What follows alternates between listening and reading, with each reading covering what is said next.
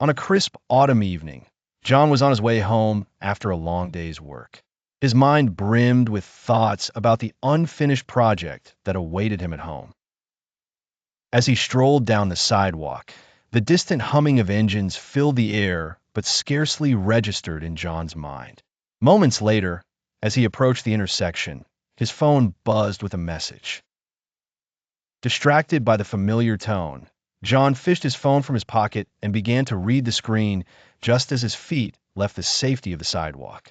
A deafening roar cut through the air, growing exponentially louder with each second. It was a car barreling down the road at breakneck speed.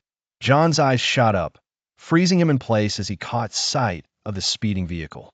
The driver, seemingly unaware or unwilling to slow down, continued hurtling toward John. John stood frozen like a deer caught in headlights.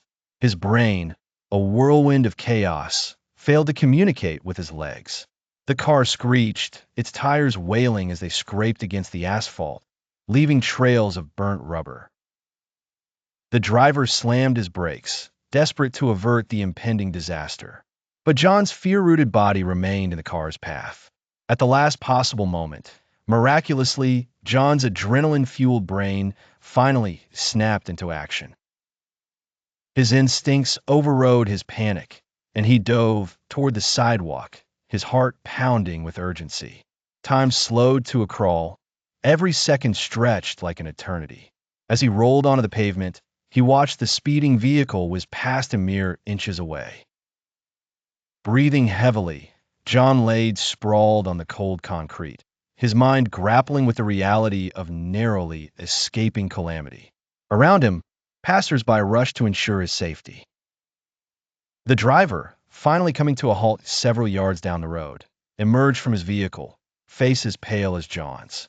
Their eyes met, both sharing an unspoken understanding of the thin thread connecting mortality. "Are you all right?" The driver mumbled apologetically.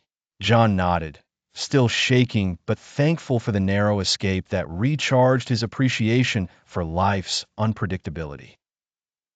With a deep breath, John stood up, his legs steadied, and embraced the power of survival, marching forth into the night, more attentive to the world around him than ever before.